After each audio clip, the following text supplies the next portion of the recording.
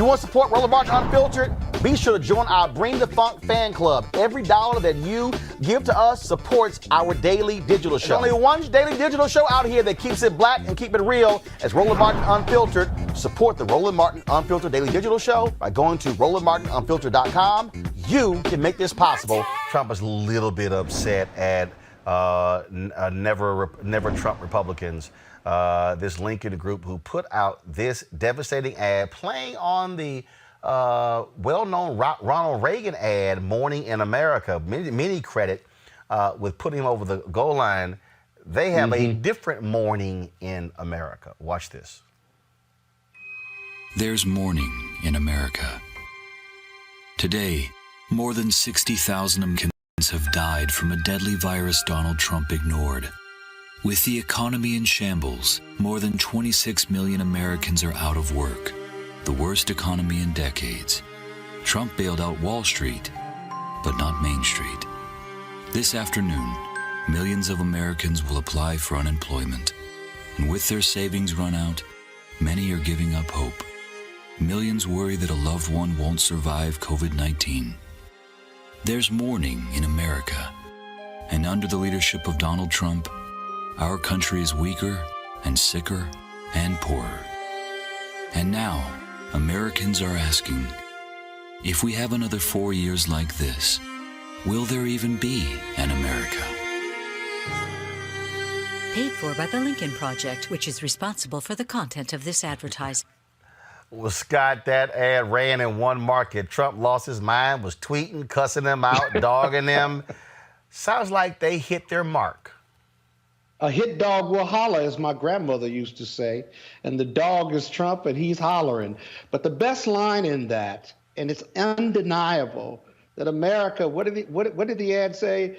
We're weaker, we're poorer, and sicker because Donald Trump ignored this deadly disease for 70 days or more. This is undeniable. And you see that the people in line with masks on were black, white, yellow, and brown. And so Donald Trump wants to get the economy going and wants to tout how many tests we have. But he had a hand in, it feels like he had a hand in some of these deaths. It's not fair to give him, to blame him for all of it. The disease is deadly. But how many lives would be saved? How much safer would we be had he read the reports in the White House in January, in December?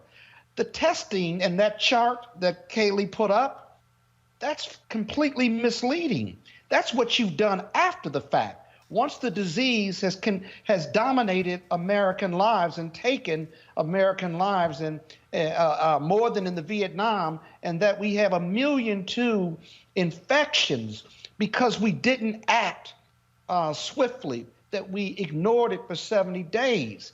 You've got to look at the full story in evaluating this White House, and they get an F, not for their response, but they get an F for not responding for 70 days.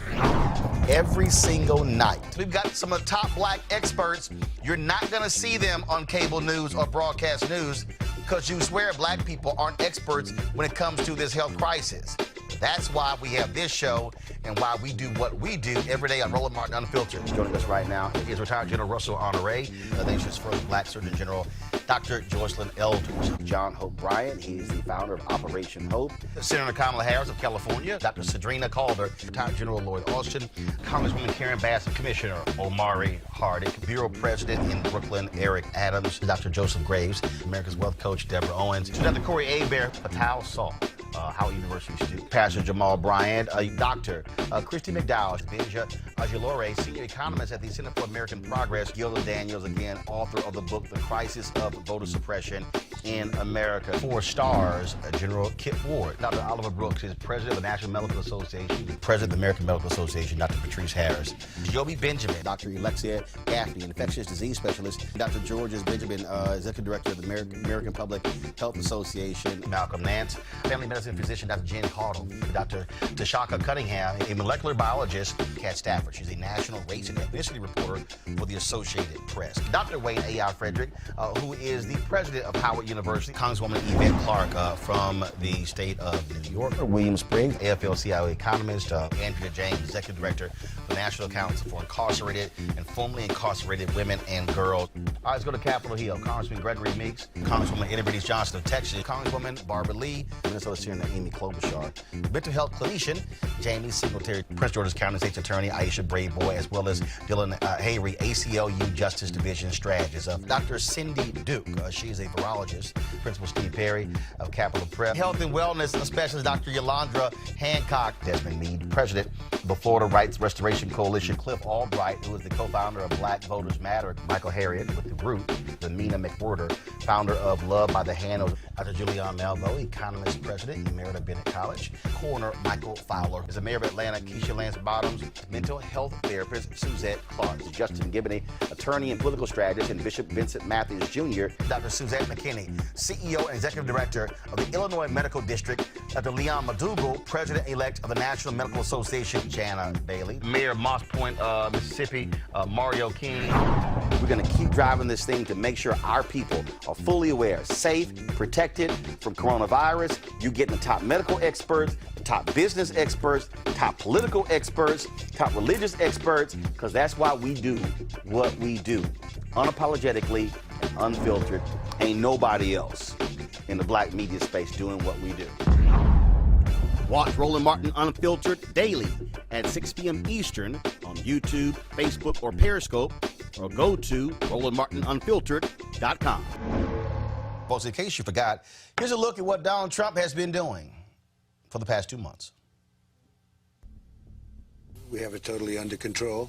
It's one person coming in from China. It's going to disappear. One day, it's like a miracle. It will disappear. Our numbers are lower than just about anybody. Yeah, no, I don't take responsibility at all. People coming in from China, where this all started, it could have been stopped right where it came from, China. It came from China. It got out of control. If you think about Governor Cuomo, we're building him 4 hospitals. He's supposed to be buying his own ventilators. We're going to help. People like Governor Inslee, he should be doing more. He shouldn't be relying on the federal government. Governor Inslee, that's the state of Washington. Don't call the woman in Michigan. All she does is she has no idea what's going on, and all she does is say, oh, it's the federal government's fault, and we've taken such great care of Michigan. We inherited, this administration inherited a broken system. The original tests, the ones we inherited, Jim, as an example, they were broken, they were obsolete. And you remember we inherited a broken system. We inherited a broken system. WHO, that's the World Health Organization, they missed the call. World Health got it wrong. I mean, they got it very wrong. In many ways, they were wrong. I'm not happy with the World Health Organization. The reality is that the WHO failed to adequately obtain, vet, and share information in a timely and transparent fashion. It would have been so easy to be truthful. The coronavirus, you know that, right? Coronavirus. And this is their new hoax. And the 15 within a couple of days is going to be down to close to 0.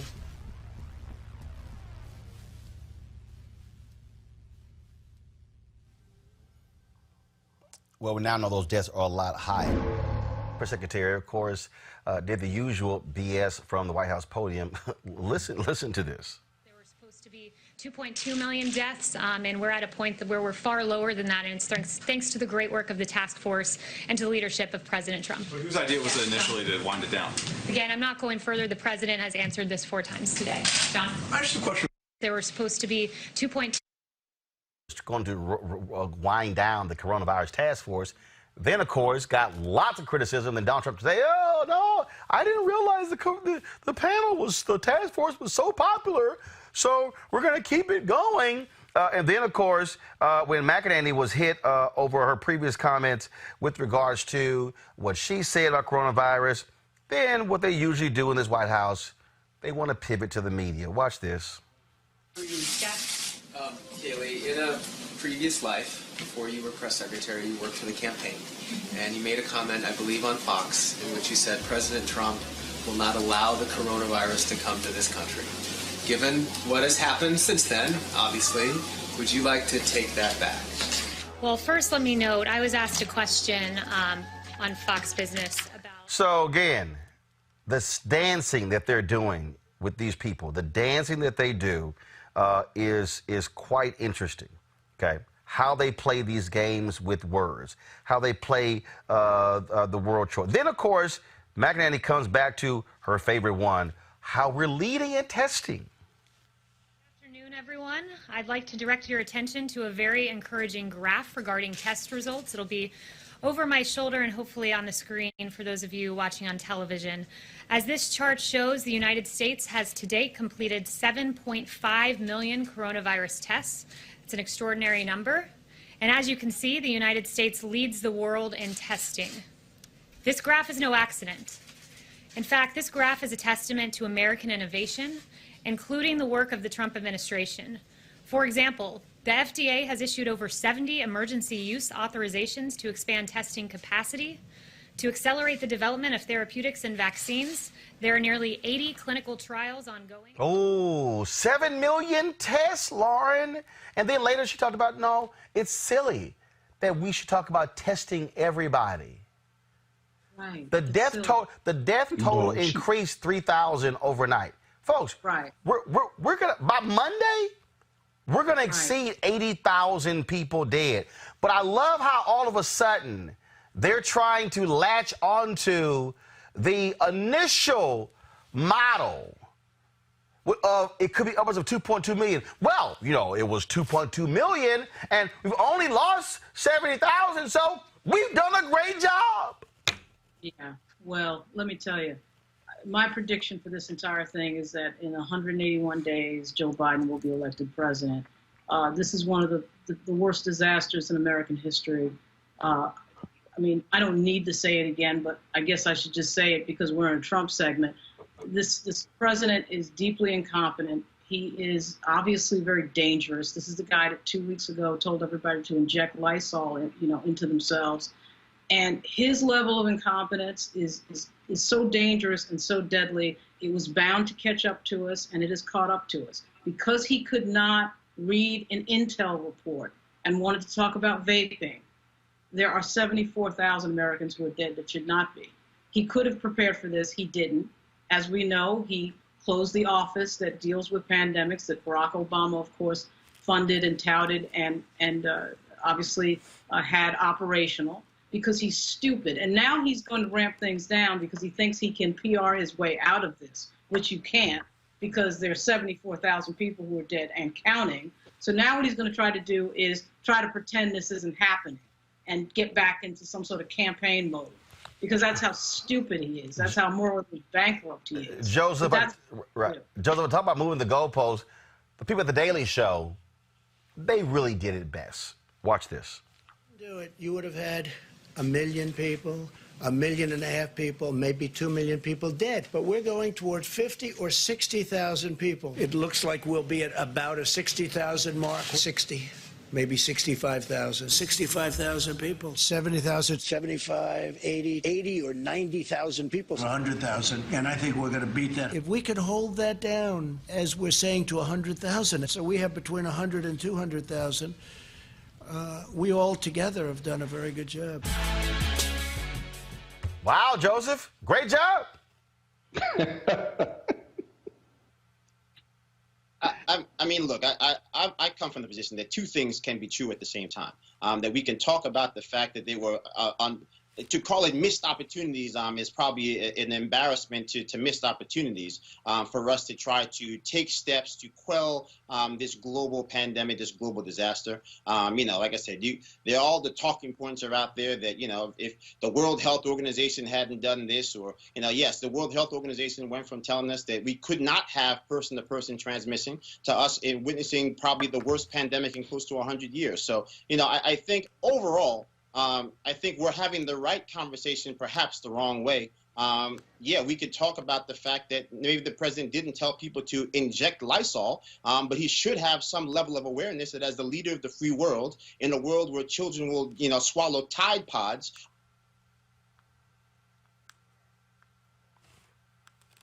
Again, looks like even if there might be some reality. So, I think ultimately, again, we just need to talk about how do we keep people safe. We are crushing the curve a little bit here in New York, but we see spikes in places like New Orleans. We see spikes in places like, places like Washington, D.C. So those are the type of issues that I think we should be talking about right now moving forward. You want to support Roland Martin Unfiltered? Be sure to join our Bring the Funk fan club. Every dollar that you give to us supports our daily digital show. There's only one daily digital show out here that keeps it black and keep it real. As Roland Martin Unfiltered. Support the Roland Martin Unfiltered daily digital show by going to RolandMartinUnfiltered.com. Our goal is to get 20,000 of our fans contributing $50 each for the whole year. You can make this possible. RolandMartinUnfiltered.com. And an ad posted on social media reminds us who we're dealing with in the Oval Office right now. It's midnight in Washington. The lights are finally going out in the Capitol after a long day in the impeachment trial of Donald J. Trump. You can't trust this president to do the right thing, not for 1 minute, not for one election, not for the sake of our country. You just can't. Bing, bing, bong, bong. He will not change, and you know it. History will not be kind to Donald Trump. I think we all know that, not because it will be written by never-Trumpers, but because whenever we have departed from the values of our nation, we have come to regret it, and that regret is written all over the pages of our history. If you find that the House has proved its case and still vote to acquit, your name will be tied to his with a cord of steel and for all of history. He has betrayed our national security. He has compromised our elections, and he will do so again. You will not change him. You cannot constrain him. Truth matters little to him. What's right matters even less, and decency matters not at all. We have proven Donald Trump guilty. Now do impartial justice and convict him.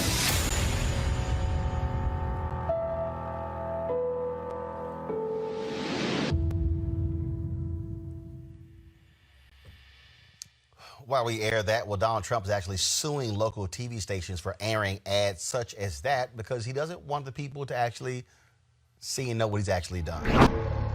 You want to support Roland Martin Unfiltered? Be sure to join our Bring the Funk fan club. Every dollar that you give to us supports our daily digital show. There's only one daily digital show out here that keeps it black and keep it real. As Roland Martin Unfiltered. Support the Roland Martin Unfiltered daily digital show by going to RolandMartinUnfiltered.com. You can make this possible. Vice President Joe Biden certainly has a message for Donald Trump. You can't fix the economy without fixing the public health crisis. Early January, Donald Trump is first warned of the virus. He ignores it. We have it totally under control. It's going to be just fine. Defends the Chinese government instead. January 30th, Trump's own cabinet secretary warns of a pandemic, raising concerns that the Chinese government isn't being transparent. Trump calls him an alarmist. We think we have it very well under control. We're working very closely with China and other countries, and we think it's going to have a very good ending for us. The next day, the Dow plummets 600 points. Desperate to protect the stock market from sliding further, Trump continues to deny the threat and praise the Chinese government. We're doing great in our country. China, I spoke with President Xi, and they're working very, very hard, and I think it's going to all work out fine.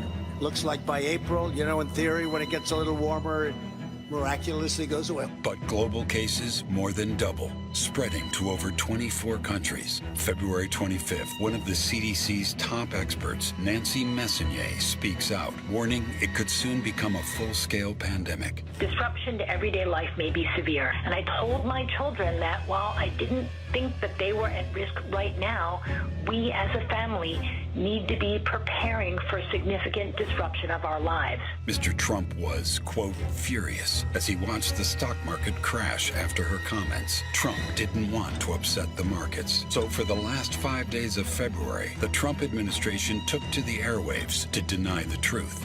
We have contained this, I won't say airtight, but pretty close to airtight.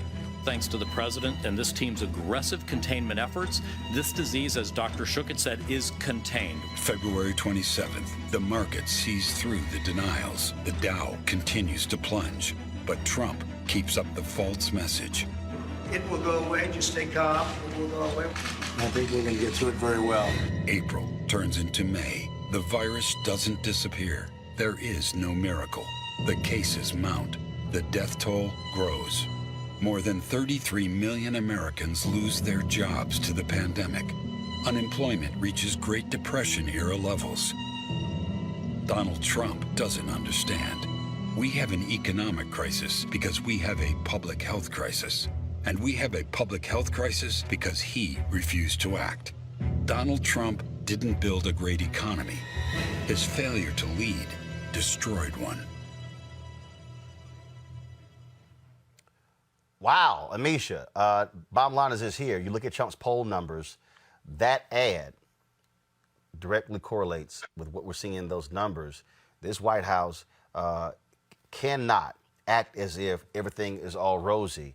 And so he better pay attention, which is why Jared Kushner's trying to bring in his own person. He's thinking about bringing Corey Lewandowski back. They realize there is a problem, and you can't look at anybody else but the mirror. Absolutely. That ad was pure hot fire. It's going to be very difficult for President Trump to be able to win back the states that he consistently said over and over again he was responsible for building their economies. Those same states are the ones that have lost the most jobs during this COVID-19 pandemic. And no, people don't blame President Trump for the pandemic. They do blame him for his response. They blame him for not being ready. They blame him for ignoring all of the advice from not only medical professionals, but also from other nation state leaders who decided to act long before President Trump did. So the response here is the problem. And, you know, we're bleeding hundreds of thousands of jobs across states every single day that are not going to come back. And we don't have a president who has his head on straight, much less an understanding of how to bring those jobs back. To argue that he was a job creator was a falsity from jump. We know that the majority of new jobs came from the Investment and Recovery Act that President Obama pushed through. Beyond that, we're watching a president right now who refuses to not only take any type of responsibility for the disasters that he's created, but he continues to try to push the media to chase other things. We've seen him try it with his friends and people arguing that somebody's going to get exonerated here, there, and everywhere. We've seen him and his administration try to, push several tales about Biden and Biden's son. At this point, we are at a crisis level. And what the American people want is to make sure that they have an economy that works for them, that they're able to pay their rent next month and the months after, that their kids are going to be safe. And they really want to know how do we get out of this depression era that we happen to be in right now? And I don't think anyone, blue or red state, actually trusts that this president is going to be someone who devises the plan to do it. That particular ad, Malik, if you're a Republican, trust me, they have concerns. Democrats pick up 4 seats in the Senate. They take control of the United States Senate. They are seeing Trump is a drag on even their races. Even though we're talking about May, that's not the position you want to be in as we're heading into the summer, the fall. There's uncertainty when it comes to the economy, but also when it comes to public health. What we've seen over the past, just number of just administrations is that presidents typically, as they're approaching re-election, they're not helpful down ballot. We saw that with Barack Obama, and the same thing that happened with George W. Bush. But the ad was a little long. I don't know if it were meant for So maybe it's meant for Facebook or something. Yes, or no, it's digital. First of all, it's not a 60-second ad. It was a 2-minute plus ad. It's meant Right. for digital. But it may be long. But the bottom line is, it was a whole lot you got to put in there in order to get folks' attention. That also establishes the timeline. What in the hell Trump didn't do? Well, sure, but we've talked about this on the show before. The experts that you all are talking about, these experts have actually responded to it. Some of the things that they are alleging in the ad, I mean, we can go back and forth, kind of knocking each one of them down from what the federal government was doing at the time, what Trump was saying at the time, what happened with the doctor at the immunization director or whatever. You know, there are plenty of things we can go back and just say, okay, well, those things actually weren't true. But as far as an ad is concerned, if you don't like Donald Trump or you're on the fence, this is something that could possibly sway you, but it's also something that we've just been debating publicly for a while now. Donald Trump, I think they've done a good thing as far as stopping the number of hearings and the format of the press conferences. I think they actually did a good thing with that, because the communication was part of the problem, and that PR campaign that Donald Trump was on was something that ultimately didn't serve him well. So they seem to be correcting themselves. But as I've said on this show many times before, there's Donald Trump and then there's the federal government. Sure, we can blame Secretary Azar for what happened with HHS. We can blame the director of the CDC for what happened at the CDC. And that involves testing. That involves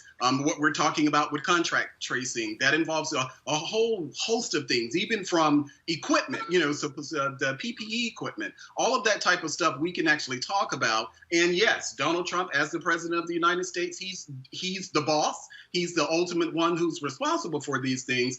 But, it seems as if, at least, especially if we're talking about the testing, that really, to me, and I've kind of looked at it, and I've decided to say, well, this kind of, to me, seems like more of a brownie. Mike Brown from George Bush's administration during the Katrina. I think he was the head of FEMA at that time, where it was like a good job brownie that George Bush said to him. It seems as if I still haven't been able to piece it together, but something happened, and it wasn't President Trump and what President Trump was out there saying. Something happened at the CDC, HHS, as far as these tests are concerned. I still haven't been able to figure that part out. Why were we so late as far as the testing? But that is an issue. And, there have been concerns. There have been talks about whether Donald Trump was going to keep Secretary Azar and replace him with Dr. Birx, or, there have been a lot of discussions about that, but Donald Trump says he's fine. But there definitely, as I've said, and I've owned up to, sure, there have been things that the administration just hasn't done well, but I'm not one of those who's going to get on whether it's this administration or another administration, and attack the federal government. And I think a lot of what we've been doing is just attacking the federal government. No. What we've been doing is citing Kelly, what we're doing is citing exactly what is happening. The bottom line is, Melik, that's cute for you to try to divorce federal government from Trump. The reason, Kelly, the phrase "the buck stops here," remember, Kelly, remember,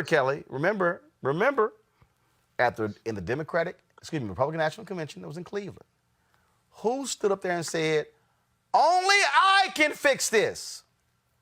See, when you try to say, "I'm the man, I got this," but then when hell comes, that ain't me. Y'all, gone. That's CDC. That's them. Then he's constantly lying by saying, "Oh, we were left with no plan."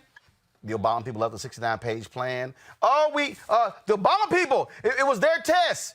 Fauci was asked that today. He said, "No, that's not true." See, and so here's what you can't do, Kelly. You can try to sit here and separate everybody to shield Trump. The buck stops at 1600 Pennsylvania Avenue. Kelly. My issue with Malik's argument, be that as it may, is the fact that, again, we cannot bifurcate Trump from the administration because it is Trump's administration. You want to blame the CDC? Okay, fine. Well, you appointed the person to be the head of the CDC, sir. You want to blame the health professionals or the Surgeon General or whatever. You appointed the Surgeon General. These are all people who report to you, and you hired them. So if they're not doing their job, that's on you. If the administration isn't doing what they're supposed to be doing, that's on you too. And it's very frustrating to me that we keep going back to this the blame shifting and the scapegoating and, just trying to have Trump attenuate himself from everything. And I'm just like, that doesn't make any sense to me. Because like you said, when he got up at RNC, he said, only I can fix this. Every time he's on a podium, he's like, I got this. Even when he's berating female journalists at the podium when they're trying to, use his words and try to get explanations out of what he's saying, he wants to be like, oh, that wasn't me. He's a liar. But not only is he a liar, he's a one-trick pony. And that's the real issue here. He, like any other one-trick pony, you have one trick. And his was entertainment and buffering and making sure that people were satisfied by way of a phrase or an event or, something flashy. Well, right now we're in the middle of a global pandemic.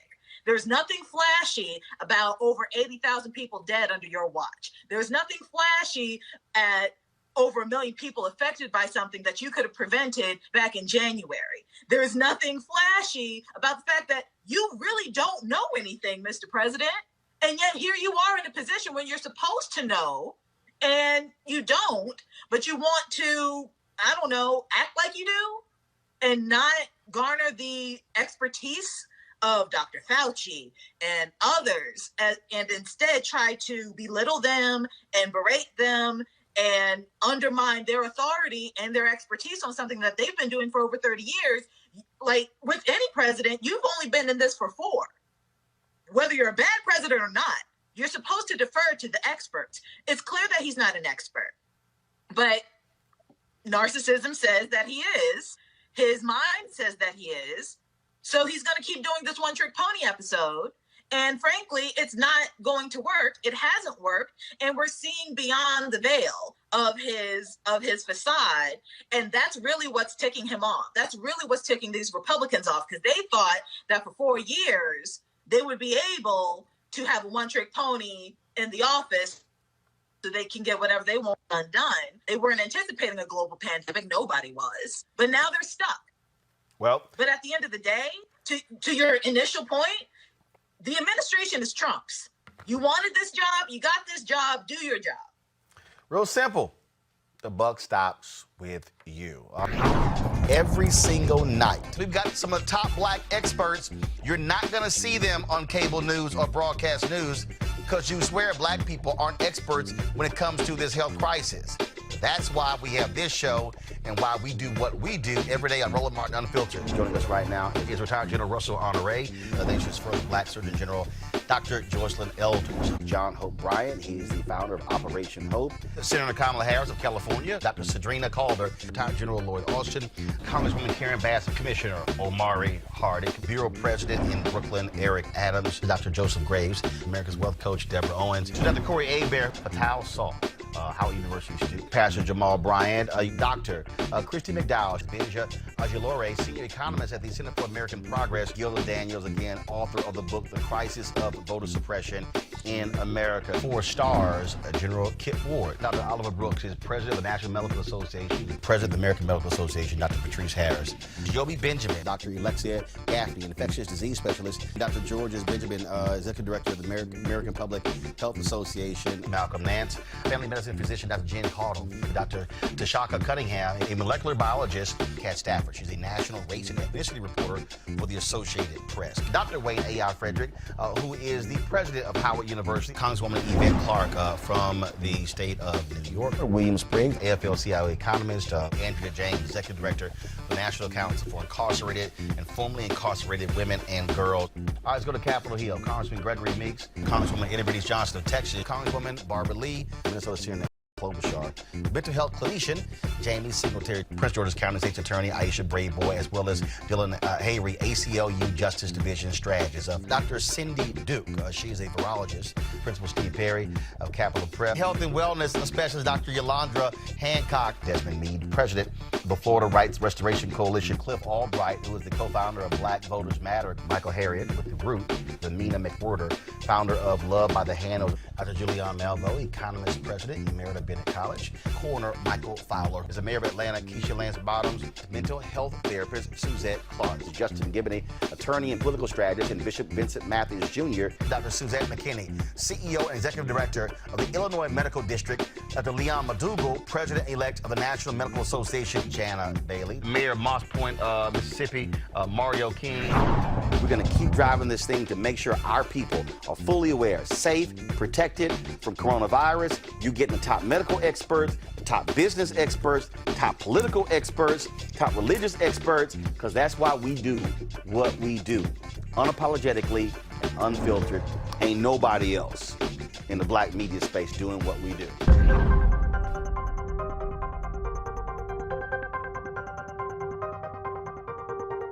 We want to terminate health care for under Obamacare because it's bad.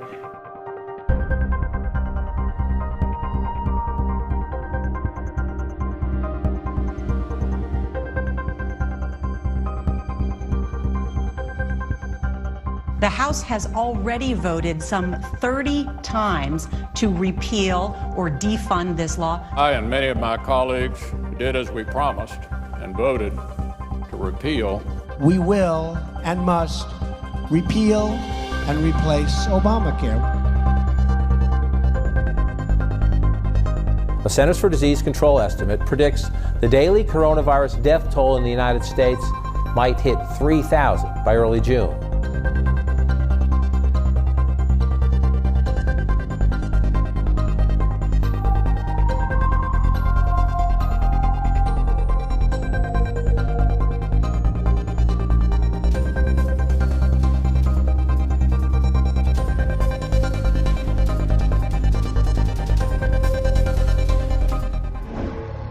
You want to support Roland Martin Unfiltered? Be sure to join our Bring the Funk fan club. Every dollar that you give to us supports our daily digital show. There's only one daily digital show out here that keeps it black and keep it real. As Roland Martin Unfiltered. Support the Roland Martin Unfiltered daily digital show by going to RolandMartinUnfiltered.com. You can make this possible. Folks at the Daily Show, they have put together some amazing videos.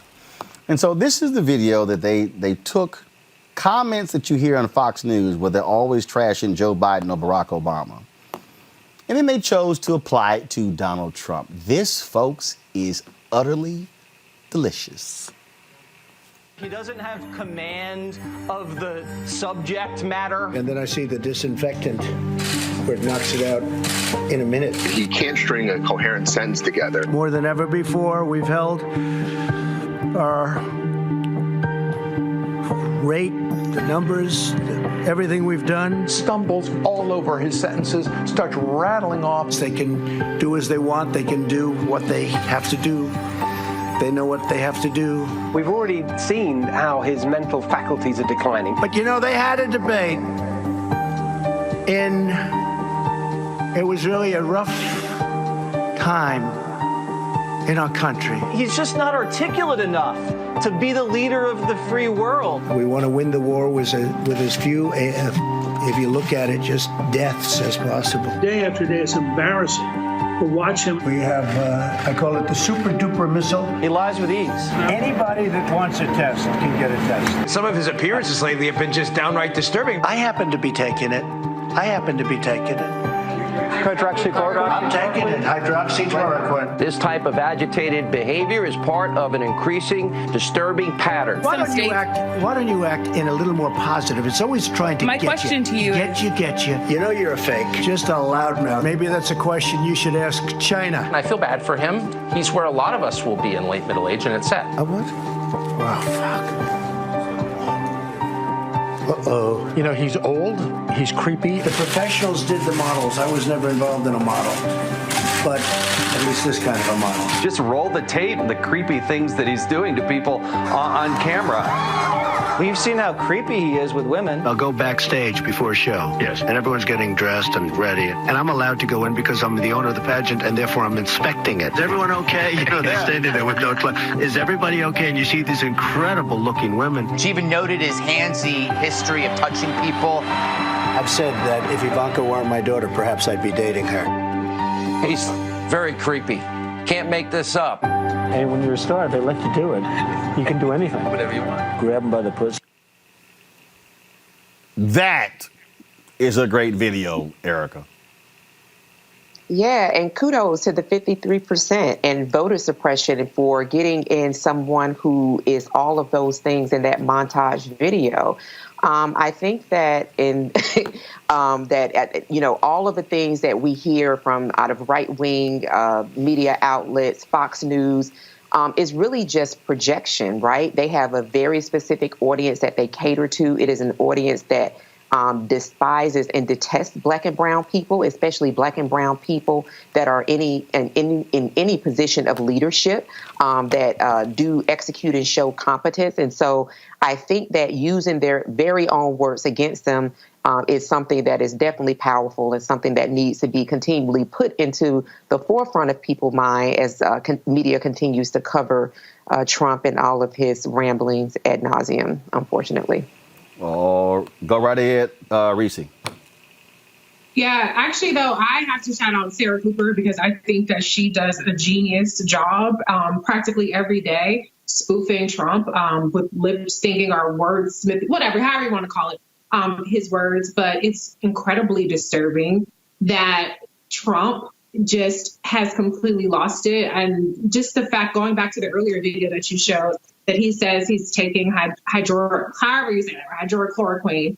And he says, what do you have to lose? As if this isn't a potentially deadly cure. If you don't have a disease that it's trying to cure, it's literally insane. And I think that we are just completely at his mercy when a person who has abdicated all of his responsibility to have a competent response to this.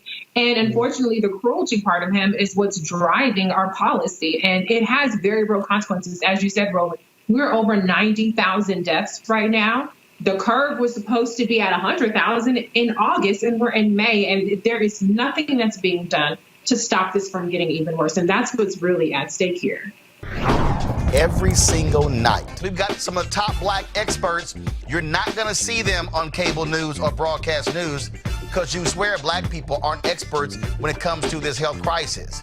That's why we have this show and why we do what we do every day on Roland Martin Unfiltered. Joining us right now is retired General Russell Honore, the nation's first Black Surgeon General, Dr. Joycelyn Elders. John Hope Bryant, he is the founder of Operation Hope. Senator Kamala Harris of California, Dr. Sadrina Calder, retired General Lloyd Austin, Congresswoman Karen Bass, Commissioner Omari Hardick, Bureau President in Brooklyn, Eric Adams, Dr. Joseph Graves, America's Wealth Coach, Deborah Owens, Dr. Corey Abear, Patal Saul, Howard University student, Pastor Jamal Bryant, Dr. Christy McDowell, Benja Ajilore, senior economist at the Center for American Progress, Gilda Daniels, again, author of the book, The Crisis of Voter Suppression in America. 4 stars, General Kip Ward, Dr. Oliver Brooks is president of the National Medical Association, president of the American Medical Association, Dr. Patrice Harris, Joby Benjamin, Dr. Alexia Gaffney, infectious disease specialist, Dr. Georges Benjamin, executive director of the American Public Health Association, Malcolm Nance, family medicine physician, Dr. Jen Caudle, Dr. Tashaka Cunningham, a molecular biologist, Kat Stafford. She's a national race and ethnicity reporter for the Associated Press. Dr. Wayne A.I. Frederick, who is the president of Howard University, Congresswoman Yvette Clarke from the state of New York, William Springs, AFL-CIO economist, Andrea James, executive director of the National Council for Incarcerated and Formerly Incarcerated Women and Girls. All right, let's go to Capitol Hill. Congressman Gregory Meeks, Congresswoman Eddie Johnson of Texas, Congresswoman Barbara Lee, Minnesota Commissioner Amy Klobuchar, mental health clinician Jamie Singletary, Prince George's County State's Attorney Aisha Brayboy, as well as Dylan Hayrie, ACLU Justice Division strategist. Dr. Cindy Duke, she is a virologist. Principal Steve Perry of Capitol Prep. Health and wellness specialist Dr. Yolandra Hancock. Desmond Meade, president of the Florida Rights Restoration Coalition. Cliff Albright, who is the co-founder of Black Voters Matter. Michael Harriot with the Root. The Mina McWhorter, founder of Love by the Hand.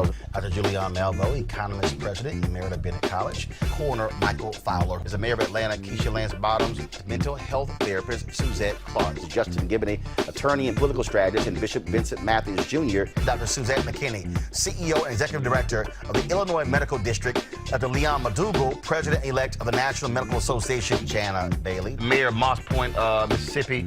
Mario King. We're going to keep driving this thing to make sure our people are fully aware, safe, protected from coronavirus. You getting the top medical experts, top business experts, top political experts, top religious experts, because that's why we do what we do. Unapologetically and unfiltered. Ain't nobody else in the black media space doing what we do. Watch Roland Martin Unfiltered daily at 6 p.m. Eastern on YouTube, Facebook, or Periscope, or go to RolandMartinUnfiltered.com. Support the Roland Martin Unfiltered Daily Digital Show by going to RolandMartinUnfiltered.com. Our goal is to get 20,000 of our fans contributing $50 each for the whole year. You can make this possible. RolandMartinUnfiltered.com. Joe Biden not playing around when it comes to letting people know exactly how trifling Donald Trump has been when it comes to coronavirus. Check out this ad that Joe's campaign dropped this weekend.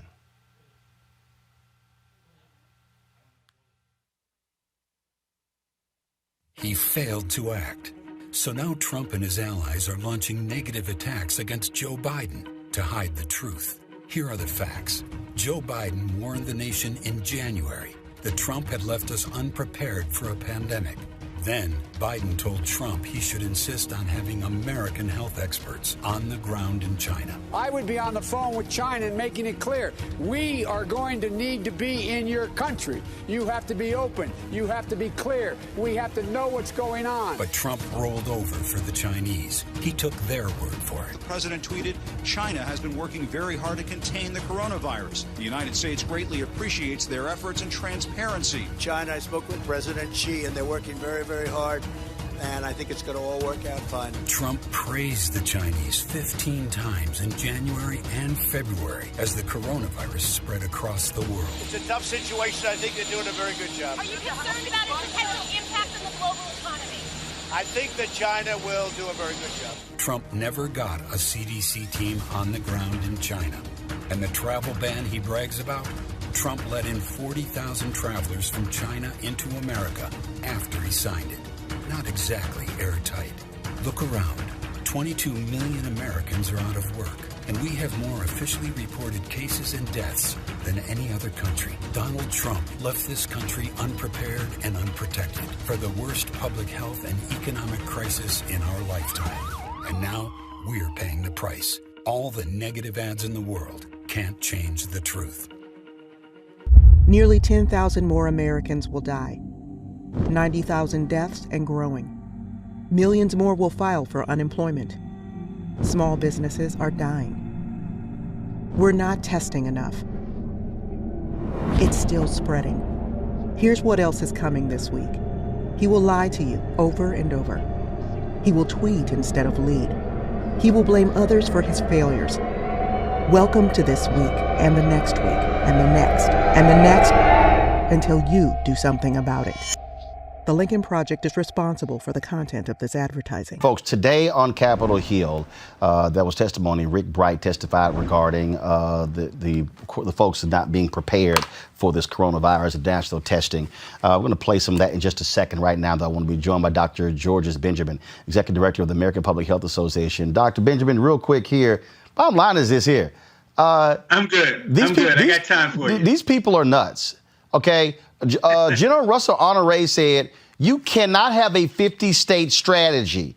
You've got to have a national testing strategy. Trump White House don't give it. They do not want any part of this.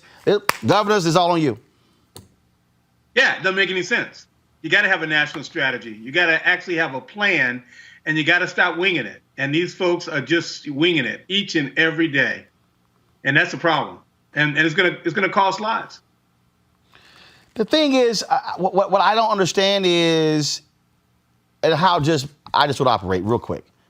That is, a national strategy means, all right, I need to be able to look at the map and go, more test goes over here, more over here. Don't need as much over here. Let's shift them over here. If you don't do that, you don't know what the hell is going on. You might have a whole bunch of tests sitting in a state. They don't even need them. Absolutely. And in fact, we already know that has happened. We've had states that said, we can't find any tests. And we have other states that say we got lots of them. So it's already happened. When you looked at the testimony today, what did you make of it? He did not hold back at all as he laid out the problems. I mean, they trust me, the Republicans were not happy that Rick Bright, this whistleblower, went before the House committee. Well, he's a credible guy. You know, he's worked hard, he's smart. And, you know, I think he's just laying out the problems that we've had. We have a dysfunctional system and a dysfunctional leadership process. And he just laid it out for him. And I hope people just don't blow it off and think that he's just a disgruntled employee. Even if you're mad, you know, there's credibility in what you have to say. And we're seeing the results of that each and every day. So despite what people think about his testimony, he says what he thinks. And I bet when they pull back the onion skin, we're going to find about all that is true.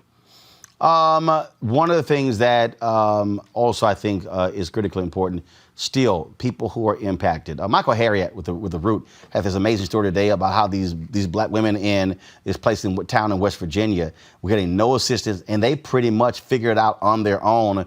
They are not even medical experts, but where they showed how all these black people in this one town were how they were impacted, got coronavirus at a church, basically learn how to do tracing on their own, and they save folks in their community. And that's what I mean, people should not have to be resorting to that.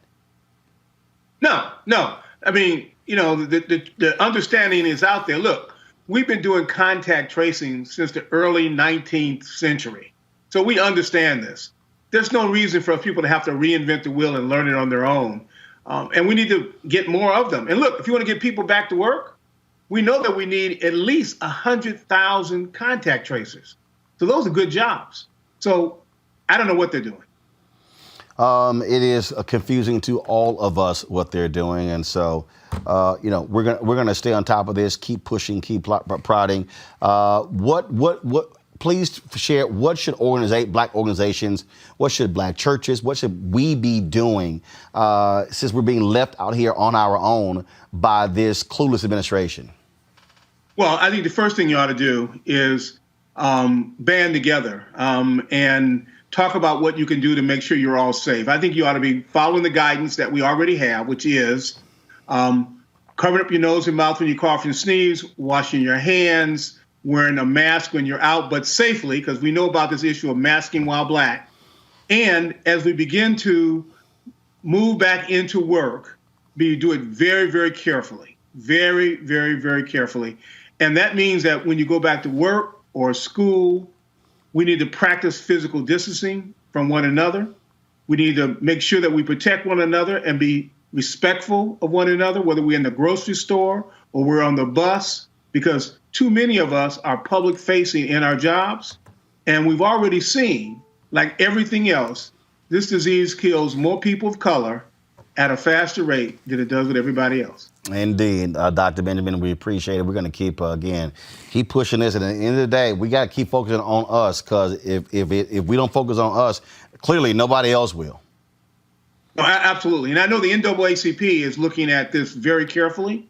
And I would just encourage people, you know, you can go to our website, the American Public Health Association, at apha.org. We have some information, but the Center for Disease Control and Prevention is still the nation's prevention agency. We can trust them, and they have some very important guidance on their website that tells us what to do. I would encourage people to go there and use it. Dr. George Benjamin, we appreciate it. Thanks a lot. Roland, good to see you again. All right, folks, here's some of the testimony today from Rick Bright.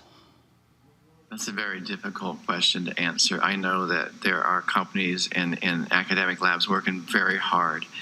Normally it takes up to 10 years to make a vaccine. We've done it faster in emergency situations, but from when we had starting material in the freezer for Ebola.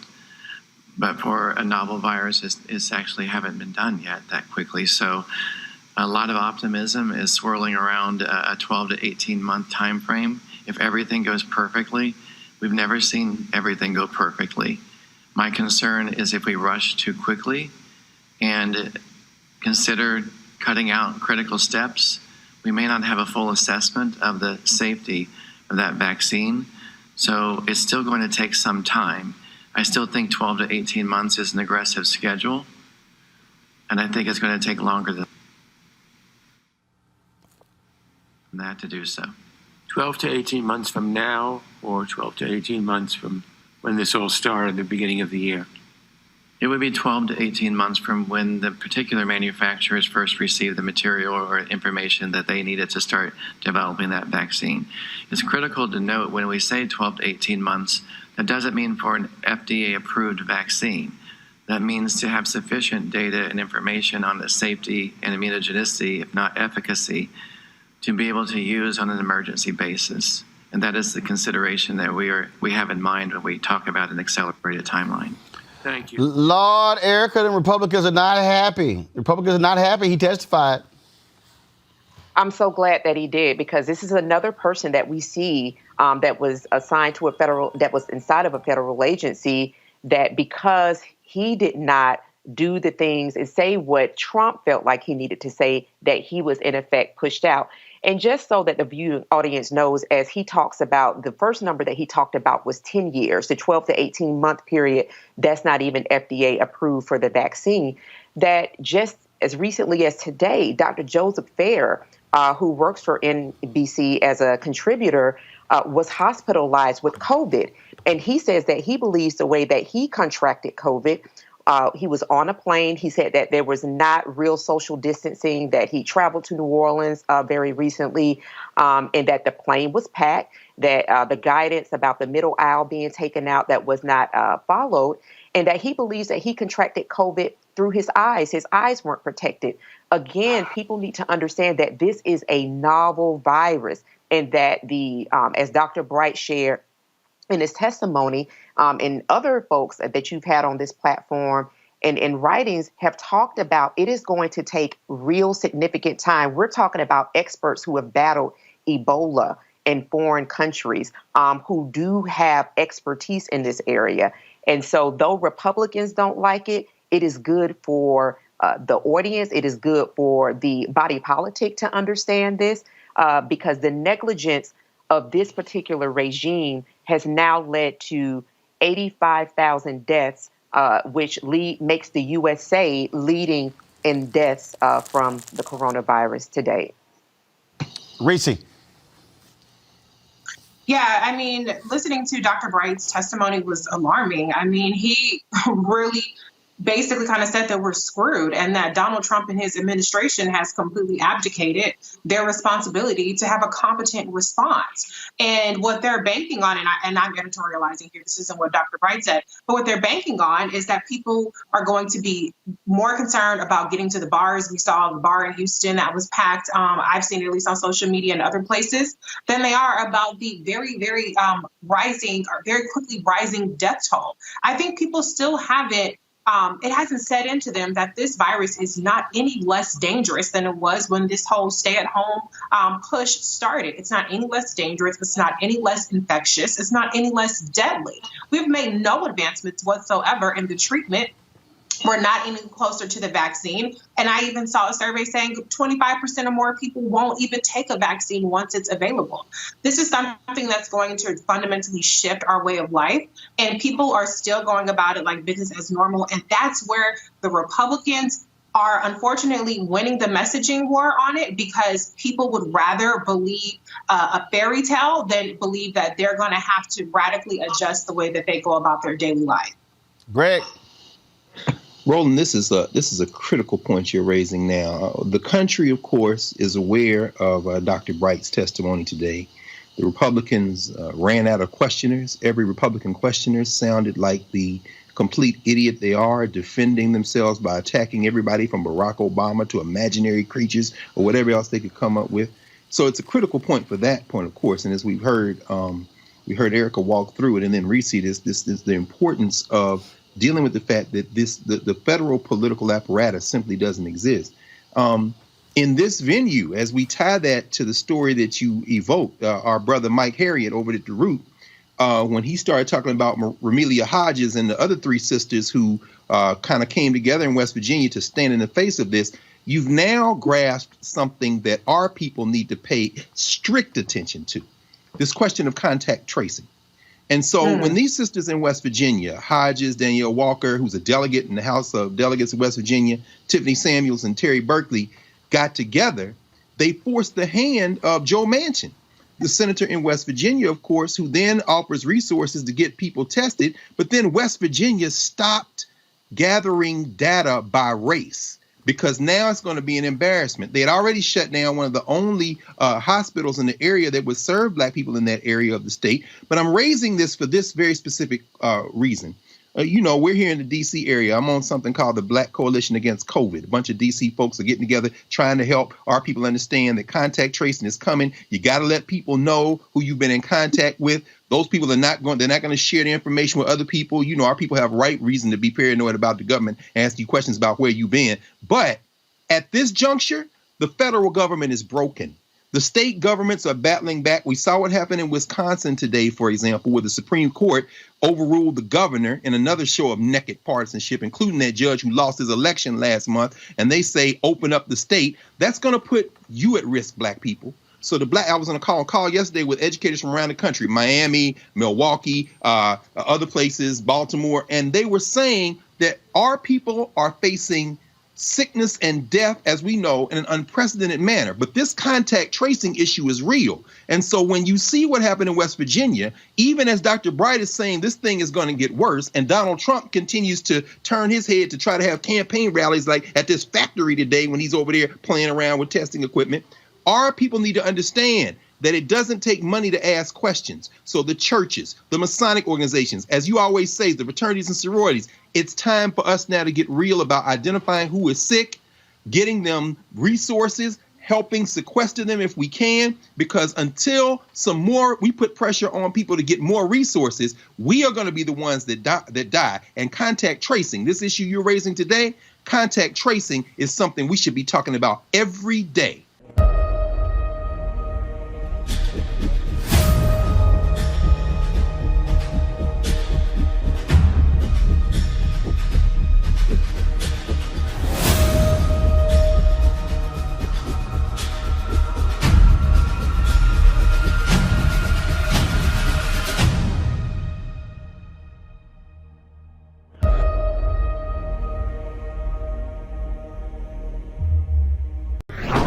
Every single night. We've got some of the top Black experts. You're not going to see them on cable news or broadcast news because you swear Black people aren't experts when it comes to this health crisis. That's why we have this show and why we do what we do every day on Roland Martin Unfiltered. Joining us right now is retired General Russell Honore, the nation's first Black Surgeon General, Dr. Joycelyn Elders. John Hope Bryant, he is the founder of Operation Hope. Senator Kamala Harris of California, Dr. Cedrina Calder, retired General Lloyd Austin, Congresswoman Karen Bass, Commissioner Omari Hardick, Bureau President in Brooklyn, Eric Adams, Dr. Joseph Graves, America's Wealth Coach, Deborah Owens, Dr. Corey Abear, Patel Saul, Howard University student, Pastor Jamal Bryant, Dr. Christy McDowell, Benja Ajilore, senior economist at the Center for American Progress, Gilda Daniels, again, author of the book, The Crisis of Voter Suppression in America. 4 stars, General Kip Ward. Dr. Oliver Brooks is president of the National Medical Association, president of the American Medical Association, Dr. Patrice Harris. Joby Benjamin, Dr. Alexia Gaffney, infectious disease specialist, Dr. Georges Benjamin, executive director of the American Public Health Association, Malcolm Nance, family medicine physician, Dr. Jen Caudle, Dr. Tashaka Cunningham, a molecular biologist, Kat Stafford. She's a national race and ethnicity reporter for the Associated Press. Dr. Wayne A.I. Frederick, who is the president of Howard University. Congresswoman Yvette Clarke from the state of New York. William Spriggs, AFL-CIO economist. Andrea James, Executive Director of the National Council for Incarcerated and Formerly Incarcerated Women and Girls. All right, let's go to Capitol Hill. Congressman Gregory Meeks, Congresswoman Eddie Bernice Johnson of Texas, Congresswoman Barbara Lee, Minnesota Senator Amy Klobuchar, mental health clinician Jamie Singletary, Prince George's County State's Attorney Aisha Brayboy, as well as Dylan Hayrie, ACLU Justice Division strategist. Dr. Cindy Duke, she's a virologist. Principal Steve Perry of Capitol Prep. Health and wellness specialist Dr. Yolanda Hancock. Desmond Meade, president of the Florida Rights Restoration Coalition. Cliff Albright, who is the co-founder of Black Voters Matter. Michael Harriot with The Root. Lamina McWhorter, founder of Love by the Hand. Dr. Julianne Malveaux, economist, president, Emerita Bennett College. Coroner Michael Fowler is the mayor of Atlanta. Keisha Lance Bottoms, mental health therapist Suzette Clark. Justin Gibney, attorney and political strategist, and Bishop Vincent Matthews Jr. Dr. Suzette McKinney, CEO and executive director of the Illinois Medical District. Dr. Leon Madugal, president-elect of the National Medical Association. Jana Bailey, mayor of Moss Point, Mississippi. Mario King. We're going to keep driving this thing to make sure our people are fully aware, safe, protected from coronavirus. You're getting the top medical experts, the top business experts, top political experts, top religious experts, because that's why we do what we do. Unapologetically and unfiltered. Ain't nobody else in the black media space doing what we do. Watch Roland Martin Unfiltered daily at 6 p.m. Eastern on YouTube, Facebook, or Periscope, or go to RolandMartinUnfiltered.com. Support the Roland Martin Unfiltered Daily Digital Show by going to RolandMartinUnfiltered.com. Our goal is to get 20,000 of our fans contributing $50 each for the whole year. You can make this possible. RolandMartinUnfiltered.com.